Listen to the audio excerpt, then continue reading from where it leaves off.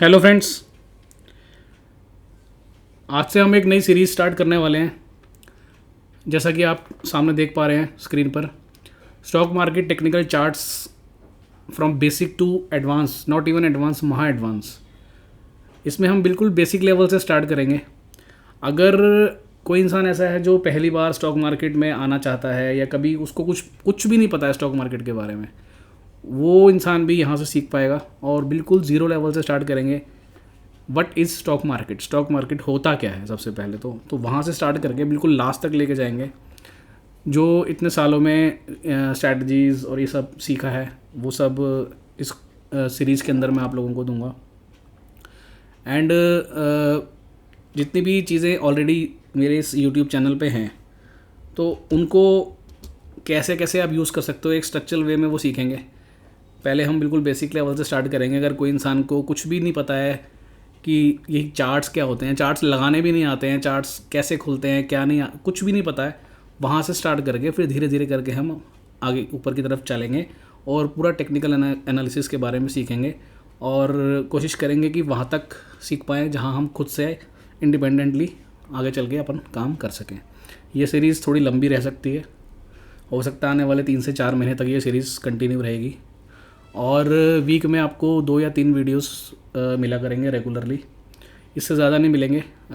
2 या 3 वो डिपेंड करेंगे किस तरह का अभी हमारा टॉपिक चल रहा है, तो कितनी लंबी वीडियो बन रही है उसके बेसिस पे डिपेंड करेंगे कि वीडियो वीक में 2 पोस्ट करूँगा मैं या 3 पोस्ट करूँगा। तो 2 से 3 वीडियोस आपको एवरी वीक मिल जाया करेंगी, ठीक है। सो ये सीरीज़ को अगर आप जिस सीक्वेंस में वीडियो आएंगी अगर उसी सीक्वेंस में देखोगे तो इसका जो मैक्सिमम बेनिफिट है आप ले पाओगे। ऐसा नहीं कि बीच में से कोई भी थंबनेल आपको अच्छा लगा या आपको लगा कि हाँ ये मुझे सीखना था, वो वीडियो आपने उठा ली, क्योंकि हर वीडियो एक पिछली वीडियो का सीक्वेंस होगा, ठीक है। तो हम सीक्वेंस में चलेंगे। तो आप लोगों से यही एक मेरी एडवाइस रहेगी कि इस सीरीज़ को आप बिल्कुल स्टार्टिंग से देखो। भले ही आपको पता है कैंडल स्टिक क्या होती है, ये सब पता है, लेकिन फिर भी अगर आप देखेंगे तो इसका बेनिफिट आपको कहीं ना कहीं मिलेगा, ठीक है। और जिन लोगों को बिल्कुल नहीं पता है, कुछ भी नहीं आता है, अगर ये वीडियो मतलब स्टॉक मार्केट के बारे में आप थोड़ा बहुत जानते हो कि हाँ बस ठीक है जी, कुछ बाय सेल करते हैं, खरीदते बेचते हैं, लेकिन उससे ज़्यादा नॉलेज नहीं है, तो फिर आपके लिए ये सीरीज़ एकदम गेम चेंजिंग हो सकती है, लाइफ चेंजिंग हो सकती है। एंड ये बिल्कुल फ्री ऑफ कॉस्ट रहने वाली है। इसके लिए आपको किसी भी तरह का कोई चार्ज देने की ज़रूरत नहीं है, ठीक है। तो अब देर ना करते हुए आज जो पहला हमारा सेशन रहेगा वो रहेगा introduction to stock market. Stock market होता क्या है। सबसे पहले तो हमें ये समझना चाहिए कि जिस फील्ड में हम एंटर करने वाले हैं, जो चीज़ हम करने वाले हैं, सीखने वाले हैं, वो है क्या। सबसे पहले तो ये अपने को क्लियर होना चाहिए। देखिए, स्टॉक मार्केट एक ऐसा प्लेटफॉर्म है जहाँ पर बहुत बड़ी बड़ी कंपनीज से लेकर बहुत छोटी कंपनीज भी आती हैं, अपनी कंपनीज़ को यहाँ पर लिस्ट करवाती हैं, जिससे कि उनको भी उनकी जो रिक्वायरमेंट होती है फंड्स की वो उनको मिल सके, और साथ ही साथ हमारे लिए भी इसमें मौके रहते हैं। अभी आप ये मान के चलो, जैसे आप कोई बिज़नेस कर रहे हो, ठीक है। अब आपको अपना बिज़नेस ग्रो करना है, आपने अपना एक बिज़नेस स्टार्ट किया, आपको लग रहा है हाँ मेरा बिज़नेस अच्छा चल रहा है और रिजल्ट्स आ रहे हैं, लेकिन अब आप चाहते हो कि मैं इसको एक नेक्स्ट लेवल पे लेके जाऊँ। तो उसके लिए अपने को क्या चाहिए होता है, मतलब उसके लिए हमारे को क्या रिक्वायरमेंट होगी। हमारे को पैसा चाहिए, सबसे पहली बात तो बहुत सारा पैसा चाहिए। उसके लिए क्या कर सकते हैं, उसके लिए अपने पास 2-3 ऑप्शंस होते हैं। हम किसी इन्वेस्टर्स के पास जा सकते हैं जो बड़े बड़े एंजल इन्वेस्टर्स होते हैं, या फिर हम बैंक से लोन ले सकते हैं, या फिर एक तरीका होता है कि हम अपनी कंपनी को, जो हमारा बिज़नेस है, स्टॉक मार्केट के पास लेकर के जाएं, हम वहाँ पर अपना बिज़नेस शो करें, हम वहाँ पर ये बताएं कि हम ये करते हैं और आने वाले समय में हमारे पास ये पोटेंशियल है। उसको हम बोलते हैं प्राइमरी मार्केट। कंपनीज़ क्या कहती हैं कि भाई हम अपनी कंपनी का कुछ हिस्सा आपको देते हैं, इसके बदले में आप हमें पैसा दीजिए। अब उसके लिए उनको क्या करना पड़ता है, उनको स्टॉक मार्केट में आना पड़ता है और वहाँ पर अपनी कंपनी को लिस्ट कराना पड़ता है बाज़ार में। लिस्ट कराने का मतलब ये होता है कि जब तक वो कंपनी स्टॉक मार्केट में, एक्सचेंज में लिस्ट नहीं होगी, तब तक हम उसके शेयर्स जो है बाय सेल नहीं कर सकते। अब सिंपल सी बात है कि जिस कंपनी के शेयर्स जितनी ज़्यादा मात्रा में ख़रीदे जाएंगे उतना उस शेयर के प्राइस में इंक्रीमेंट आएगा, क्योंकि ये सारा का सारा जो पूरा सिस्टम है स्टॉक मार्केट का, ये बाय और सेल पे चलता है। मांग कितनी है और पूर्ति कितनी है, इसका मतलब क्या हुआ कि डिमांड कितनी है और सप्लाई कितनी है। अगर किसी स्टॉक की सप्लाई ज़्यादा है, स्टॉक को छोड़ो, एक नॉर्मल भाषा में बात कर लेते हैं, अगर किसी चीज़ की डिमांड ज़्यादा है तो ऑब्वियसली बात है उसके प्राइसेस बढ़ेंगे, और किसी चीज़ की डिमांड बिल्कुल भी लो होती जा रही है, कोई उसको ख़रीदने में इंटरेस्टेड नहीं है, तो ऑब्वियसली बात है उसके दाम गिरेंगे। वही यहाँ पर होता है। तो स्टॉक मार्केट एक प्लेटफॉर्म है जहाँ पर कंपनीज आती हैं, अपने बिज़नेस को वहाँ शो करती हैं, अपनी जो कंपनी है वहाँ लिस्ट कराती हैं, ताकि हम जैसे निवेशक, आप और मैं, उस शेयर्स को, उस कंपनीज़ में हिस्सेदार बन पाएँ, उसको ख़रीद बेच पाएँ। अब अगर आपने किसी भी कंपनी का एक भी शेयर बाय किया तो आप उस कंपनी के हिस्सेदार हो गए। अब अगर वो कंपनी ग्रो करेगी, उस कंपनी को अगर आगे चल के प्रॉफिट होगा तो आपको भी प्रॉफिट होगा। अगर वो कंपनी ग्रो नहीं करेगी तो आप भी ग्रो नहीं करोगे, आपका पैसा भी वहाँ पे लॉस होगा। ठीक है, तो ये सिंपल सा एक फंडा रहता है जो बिल्कुल, जिनको कुछ नहीं पता स्टॉक मार्केट क्या होता है, ये उनके लिए हमने बता दिया। ठीक है, अब यहाँ पर कुछ लोगों के क्वेश्चन ये हो सकते हैं कि हमें तो ज़रूरत नहीं है स्टॉक मार्केट की, स्टॉक मार्केट के बारे में तो हमने सुना है यहाँ पर कोई नहीं कमाता है, यहाँ तो बहुत लॉस होता है, तो हमें ऐसा क्या ज़रूरत है कि हम स्टॉक मार्केट में आएँ। तो अब इसका आंसर क्या है कि देखो, हम में से जितने भी लोग हैं सब कहीं ना कुछ अर्निंग कर रहे हैं। कोई इंसान जॉब कर रहा है, कोई अपना बिज़नेस कर रहा है, किसी का बिज़नेस बड़ा है, किसी का छोटा है, कोई दुकान चला रहा है, कोई फैक्ट्री चला रहा है, किसी न किसी तरीके से हम लोग काम कर रहे हैं। यानी कि अगर लीगल तरीके से पैसा कमाने की बात करें तो दो ही तरीके हैं, या तो आप कहीं सेल्स में हो, या तो आप सेल्स कर रहे हो, या फिर आप सर्विस दे रहे हो। ठीक है ना, ये दो तरीके होते हैं पैसा कमाने के। अगर कोई इंसान सेल्फ एम्प्लॉयड है, डॉक्टर है, लॉयर है, सीए है, तो ठीक है, वो सेल्फ एम्प्लॉयड है, अगर वो खुद का काम कर रहा है तो वो अपनी सर्विस दे रहा है। अदरवाइज़ आप अपने घंटे बेच रहे हो, अगर आप जॉब कर रहे हो तो आप अपने घंटे दे रहे हो ना, अपना टाइम दे रहे हो, उसके बदले में आपको पैसा मिल रहा है। तो पैसा तो कहीं ना कहीं से हम सब कमा रहे हैं, लेकिन जिसकी जितनी भी सैलरी है, कुछ परसेंटेज ऑफ पैसा हर इंसान जोड़ के रखना चाहता है, सेव करके रखना चाहता है अपने फ्यूचर के लिए। अब सेव करना तो सब चाहते हैं। अब सेव करने के क्या क्या ऑप्शंस हैं? अगर मैं आज से 15-20 साल 30 साल पहले की बात करूं तो सबसे अच्छा ऑप्शन माना जाता था कि चलो जी बैंक में एफडी करवा दो, ठीक है, या बैंक में पैसा बढ़ा है, चलो जी इंटरेस्ट आ रहा है, ठीक है। लेकिन आज की डेट में जिस तरीके से महंगाई बढ़ रही है, इन्फ्लेशन बढ़ रही है, अगर हमने अपना पैसा सिर्फ बैंक में रखा, और बैंक में इंटरेस्ट जो भी मिलता है आपको पता ही है कितना मिलता है, तो बैंक में कभी भी उस परसेंटेज ऑफ रिटर्न से, चाहे वो एफडी का इंटरेस्ट रिटर्न हो, चाहे वो आपका सेविंग अकाउंट का हो, उतना ग्रोथ नहीं मिल पाती हमारे पैसे को जिस लेवल पे महंगाई बढ़ रही है। तो हमें कोई ना कोई ऐसा एक जगह चाहिए जहाँ पे हमारे पैसे में ठीक ठाक सी ग्रोथ भी हो सके, एटलीस्ट इतनी ग्रोथ हो सके जितना महंगाई बढ़ रही है। अगर आज मेरे पास 1 लाख रुपया सेविंग के लिए है, मैं उस 1 लाख को आज बैंक में जा करके जमा करा देता हूँ, और मैं सोचता हूँ कि मेरा पैसा वहाँ पे सेफ़ भी है और ग्रो भी हो रहा है, और 5 साल बाद, 5 साल भी छोड़ो, अगले 1 साल बाद वो महंगाई इतनी बढ़ चुकी होगी कि वो जो आपका 1 लाख की वैल्यू है ना, वो अब 1 लाख भी नहीं रहेगी। इंक्रीमेंट तो छोड़ो, वो 1 लाख घट करके 90-95 हज़ार रुपये हो जाएगा। तो बैंक में रखना कोई सोल्यूशन नहीं है, वहाँ पैसा कभी भी किसी का बढ़ता नहीं है, इवन पैसा वो कम होता है। दिखता है कि बड़ा 1 लाख का आपको 4% 5% ब्याज मिल गया या 8% मिल गया, जो भी एफडी वगैरह का रहता है, दिख रहा है कि वो बढ़ रहा है, लेकिन वो एक्चुअल में बढ़ नहीं रहा है। और क्या ऑप्शंस हैं? आप गोल्ड ले सकते हो, सिल्वर ले सकते हो, ये भी एक ऑप्शन है। और क्या ऑप्शन है? प्रॉपर्टी ले सकते हो। लेकिन अब एक छोटा इंसान, एक आम निवेशक की अगर बात करें, एक आम इंसान की बात करें, तो क्या वो इतना पैसा सेव कर पा रहा है कि वो प्रॉपर्टी में जाके इन्वेस्ट करे, कि भाई एक फ्लैट ले लिया, एक प्लॉट ले लिया? बहुत लोग कर पा रहे हैं, बहुत लोग नहीं कर पा रहे हैं। जो नहीं कर पा रहे हैं वो क्या करें? अगर मेरी फॉर एग्जांपल सैलरी 50,000 है, 35-40 हज़ार तो मेरा घर का खर्चा ही निकल जाता है, 10,000 रुपये मेरे पास बचता है, 5-10 हज़ार रुपया।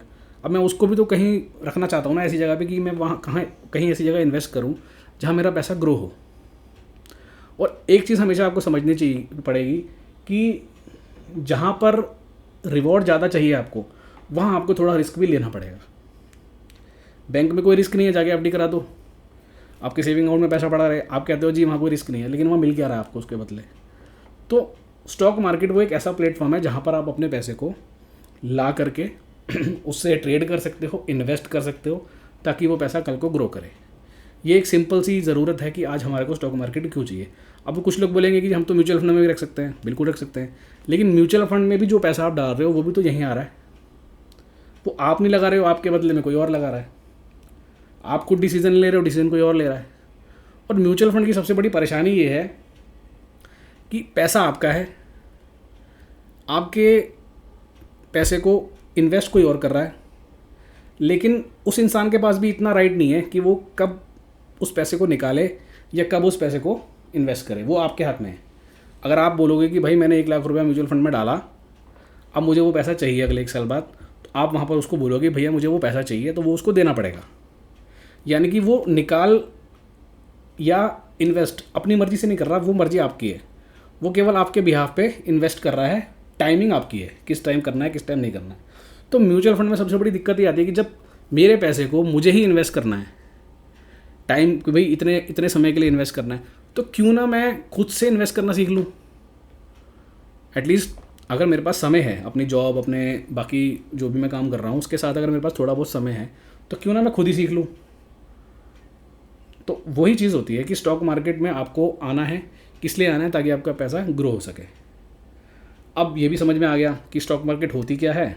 बहुत ब्रीफ में चल रहे हैं हम, ऐसा नहीं कि मैं बहुत बड़ा बड़ा लेक्चर दे रहा हूँ उसके ऊपर। मैं एकदम एकदम सिंपल सी भाषा में जिसमें एक आम इंसान को समझ में आ जाए।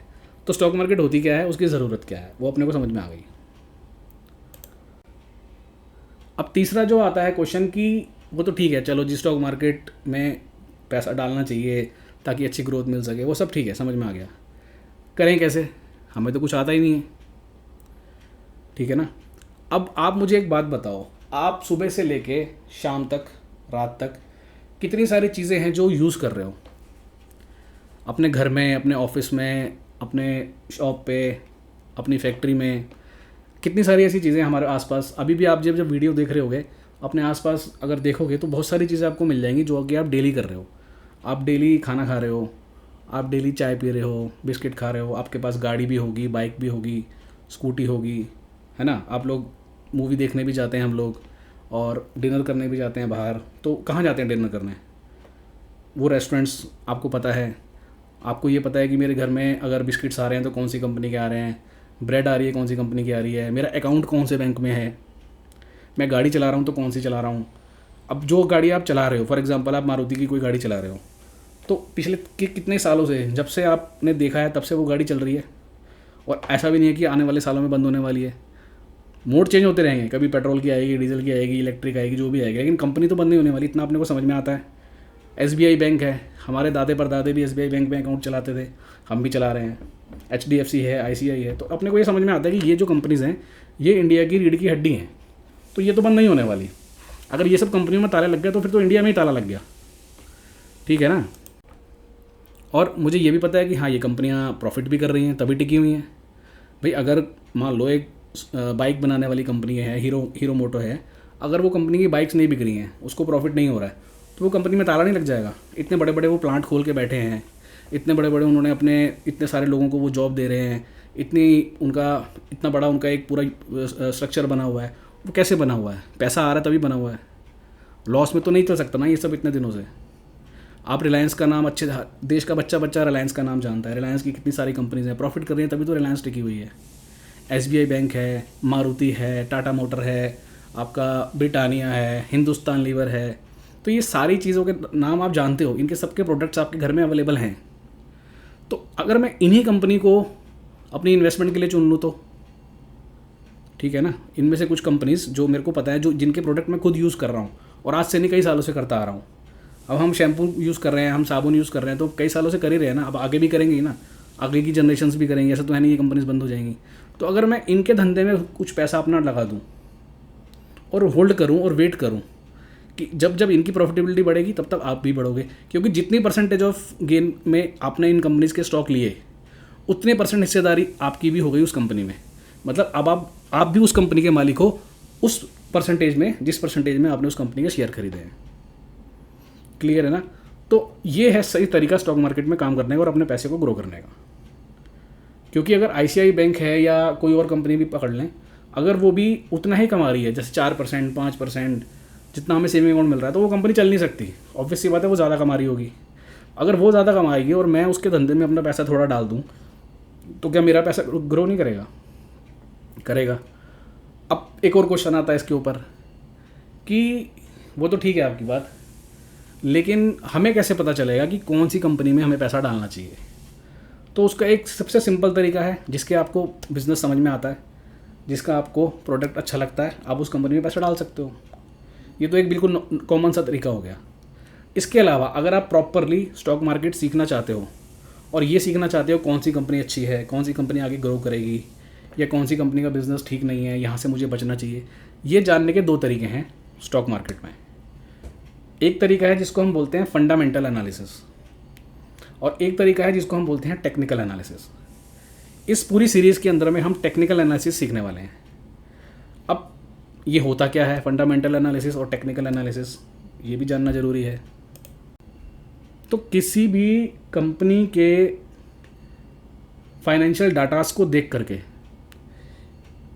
ये अनुमान लगाना कि हाँ, इस कंपनी का इतना प्रॉफिट पिछले कई सालों से चला आ रहा है, इतना ये कंपनी एक्सपेंड कर रही है, इतना इस कंपनी के एम्प्लॉयज़ हैं, इतना इस कंपनी के पास एसेट्स हैं, ये सारी चीज़ें देख करके फिर एक ये अनुमान लगाना कि हाँ, ये कंपनी पिछले 10 साल से रेगुलरली अच्छा प्रॉफिट कर रही है, इट मीन्स आगे भी करेगी, इसके प्रोडक्ट मार्केट्स में अच्छे से बिक रहे हैं, इसकी सेल्स अच्छी हो रही है, इसका नेट प्रॉफिट अच्छा निकल रहा है, उसमें ग्रोथ आ रही है। ये सारे जो की डाटाज होते हैं, इनको समझ करके डिसीजन लेना इन्वेस्टमेंट का, इसको बोला जाता है फंडामेंटल एनालिसिस। इसकी मैं आपको एक झलक दिखा देता हूँ। अभी ये एक प्लेटफॉर्म है स्क्रीनर, आप गूगल पे जाएंगे screener.in टाइप करेंगे, आपको ये मिल जाएगा। यहाँ पर जितने भी कोई भी कंपनी जो स्टॉक मार्केट में लिस्ट है, उसके सारे फाइनेंशियल डाटाज यहाँ पर अवेलेबल हैं। फॉर एग्जांपल मारुति का अगर आपको देखना है कि मारुति कंपनी अभी तक क्या कर रही है या आगे क्या कर सकती है, तो हम मारुति यहाँ पर टाइप करेंगे एंड मारुति सुजुकी का पूरा जितना भी फाइनेंशियल डाटाज हैं आपको मिल जाएंगे। इस कंपनी का मार्केट कैप कितना है, ये कंपनी का PE कितना है, ROCE कितना है, ये सारे फाइनेंशियल पैरामीटर्स होते हैं। और ये समझना हर इंसान के लिए संभव नहीं है। अगर मेरा कॉमर्स बैकग्राउंड है, मैंने ये सारी चीज़ें डिटेल में सीख रखी हैं, मैं CA हूँ, CS हूँ, MBA हूँ, या फिर इस फील्ड में मेरा अगर पहले से इंटरेस्ट रहा है, मैंने कुछ सीखा हुआ है, तो मैं ये सारे डाटास पढ़ सकता हूँ। अभी जैसे हम नीचे आएंगे और तो इसमें काफ़ी सारी चीज़ें होती हैं, प्रॉन्स एंड कॉन्स क्या हैं इस कंपनीज़ के, इस कंपनी के कंपटीटर्स और कौन कौन हैं, फिर कंपनी सेल्स कितनी कर रही है, लास्ट 3 साल का डाटा जैसे अभी यहाँ आपको नज़र आ रहा है 2022 से लेकर 2025 तक। तो कंपनी की सेल्स अगर आप देखो रेगुलरली बढ़ रही है, कंपनी का अगर नेट प्रॉफिट यहाँ से रेगुलरली बढ़ता हुआ नज़र आ रहा है, इट मीन्स कंपनी ग्रो कर रही है। ठीक है ना। अगर मार्च 2022 में कंपनी का प्रॉफिट 1876 करोड़ था और अभी 3911 है, तो इट मीन्स प्रॉफिट कर रही है कंपनी। अब ये बीच में एक क्वार्टर में इसका प्रॉफिट कम हुआ। अब ये क्यों कम हुआ, इसका रीज़न समझ पाना, इसके लिए बाकी जो पैरामीटर्स होते हैं, जितने भी ये सब चीज़ें आपको दिख रही हैं यहाँ पर, इन सबको स्टडी करना, कंपनीज़ की कॉन कॉल्स वगैरह पढ़ना। कॉन कॉल्स बोले तो कंपनी का जब भी रिजल्ट्स अनाउंस होता है तो कंपनी एक कॉन कॉल रखती है, इसके बारे में वो अपने आने वाले फ्यूचर्स के प्लान्स देती है और अब उनके रिजल्ट्स में क्या रहा वो सारी चीज़ें वहाँ डिस्कशन होता है। तो ये सारी चीज़ें पढ़ पाना, समझ पाना एक आम इंसान के बस की बात नहीं होती है। ठीक है। अगर आपका इस तरह का बैकग्राउंड नहीं है, तो आप एक साइंस स्टूडेंट रहे हो, आप एक आर्ट स्टूडेंट रहे हो, आपने कभी ये इस तरह से किसी कंपनी का एनालिसिस किया ही नहीं है, आप जानते ही नहीं हो, बिज़नेस समझ में नहीं आता है, तो ये सारी चीज़ें आपके लिए संभव नहीं है। ठीक है। इसको बोला जाता है फंडामेंटल एनालिसिस, यानी कंपनी के फंडामेंटल्स किस तरीके से हैं, उनके ये डाटास किस तरीके से हैं, इनको पढ़ करके जजमेंट लेना कि हाँ, ये कंपनी मेरे लिए अच्छी है, इसमें मैं अपना पैसा डाल सकता हूँ, क्योंकि ये कंपनी पिछले कई सालों से प्रॉफिट कर रही है और इसके जो प्रोडक्ट्स हैं वो मार्केट में अच्छे से बिक रहे हैं और उम्मीद यही है कि आने वाले समय में भी बिकेंगे। यानी आज ये जो कंपनी धंधा कर रही है, ये आने वाले समय में भी वो धंधा उसका चलेगा, ये सोच करके इस कंपनी में मैं अपना पैसा इन्वेस्ट कर सकता हूँ। ये हुआ एक तरीका जो कि सबके लिए पॉसिबल नहीं है, बिकॉज 5000-6000 से ज़्यादा कंपनीज़ हैं जो स्टॉक मार्केट में काम करती हैं या जो स्टॉक मार्केट में लिस्टेड हैं। अब उन सब कंपनियों का ये सारा डाटा पढ़ पाना बहुत मुश्किल है, बहुत कम लोग ही ये कर पाते हैं। तो ये हुआ फंडामेंटल एनालिसिस। अब अगर मेरे को फंडामेंटल एनालिसिस नहीं समझ में आता है, दूसरा क्या तरीका है, मैं कैसे पता लगाऊं? तो दूसरा तरीका है टेक्निकल एनालिसिस। अब वो क्या होता है, ये आपको एक तरह का ग्राफ नज़र आ रहा है। ऐसे ग्राफ्स आपने स्कूल कॉलेज में खूब बनाए होंगे। तो ये एक ग्राफ नज़र आ रहा है जिसमें आपको कुछ कैंडल्स ये बनती हुई दिख रही हैं, या ये कुछ बार्स दिख रहे हैं ब्लू कलर में, पिंक कलर में। तो ये सब क्या है? ये कंपनी, अब जैसे मैं मारुति का, अभी मैंने आपको फंडामेंटल डाटा दिखाया, अब ये मैं आपको मारुति का टेक्निकल डाटा दिखाता हूँ। ये इसको हम बोलते हैं चार्ट्स। ठीक है। इसको बोला जाता है चार्ट्स। और ये चार्ट जहाँ दिख रहे हैं, इस प्लेटफॉर्म का नाम है ट्रेडिंग व्यू। आप गूगल पे जाएंगे, ट्रेडिंग व्यू लिखेंगे, आपको मिल जाएगा। तो यहाँ पर मैं कोई भी कंपनी का प्रॉफिट कितना रहा, लॉस कितना रहा, कंपनी सेल कितनी कर रही है, वो सब चीज़ें नहीं देखूंगा। मैं ये देखूंगा कि ग्राफ किस तरीके से बन रहा है। यानी जब से मारुति का स्टॉक इस मार्केट में लिस्ट हुआ है, तब से आप देख रहे हो ये ग्राफ हमेशा ऊपर की तरफ ही जाता हुआ दिख रहा है। ऊपर जाता है, थोड़ा सा डाउन आता है, फिर ऊपर, फिर हल्का सा डाउन, फिर ऊपर, फिर हल्का सा डाउन, फिर ऊपर। यानी कि इसका जो बड़ा वाला टाइम है, यानी 2003 से लेके आज हम 2025 में हैं जब ये वीडियो रिकॉर्ड हो रहा है, 2003 से लेके 2025 तक कंटिन्यू इस कंपनी का चार्ट आपको ऊपर नज़र आ रहा है। तो इससे एक जजमेंट मिलता है कि अगर मैं आने वाले 2-3 साल 5 साल के लिए मारुति सुजुकी में अपना पैसा डालता हूँ, तो उम्मीद यही है इस ग्राफ को देखते हुए कि ये ग्राफ ऊपर की तरफ ही जाएगा। क्योंकि टेक्निकल एनालिसिस में हमेशा ये बोला जाता है कि जो हिस्ट्री में हुआ है वही हिस्ट्री अब आगे अपने आप को रिपीट करती है। यानी कि हम टेक्निकल एनालिसिस में क्या सीखने वाले हैं, पीछे जिस तरीके का ग्राफ बना है उसको देख करके ये अनुमान लगाना कि आगे कंपनी की ग्रोथ कैसी रह सकती है। इसको बोला जाता है टेक्निकल एनालिसिस चार्ट रीडिंग, जो कि इस सीरीज़ में हम सीखने वाले हैं। हम इस सीरीज़ में फंडामेंटल एनालिसिस की बिल्कुल भी बात नहीं करने वाले हैं, हम केवल और केवल यहाँ पर टेक्निकल एनालिसिस सीखने वाले हैं। एंड फंडामेंटल एनालिसिस और टेक्निकल एनालिसिस में सबसे बड़ा फ़र्क क्या होता है? फंडामेंटल एनालिसिस हमेशा आपको ये बताएगा, अगर आप ये सारे पैरामीटर्स पढ़ना जानते हैं, पढ़ सकते हैं, समझ सकते हैं, तो वो आपको ये बताएगा कि हाँ ये कंपनी अच्छी है, ये कंपनी ग्रोथ कर रही है और इस कंपनी के पास आने वाले समय में इतने ऑर्डर्स मिलने वाले हैं। ये सारी डिटेल्स जो होती है वो यहाँ पे मिल जाती है। ये काफ़ी सारी इसमें चीज़ें होती हैं जो कि देखनी रहती हैं। ये सब अगर आप न्यूज़ अनाउंसमेंट सब देखेंगे सब पता चल जाता है इससे। तो इससे एक आइडिया लग जाता है कि हाँ कंपनी ठीक है। लेकिन ठीक कंपनी को ठीक समय पे बाय करने से पैसा बनता है।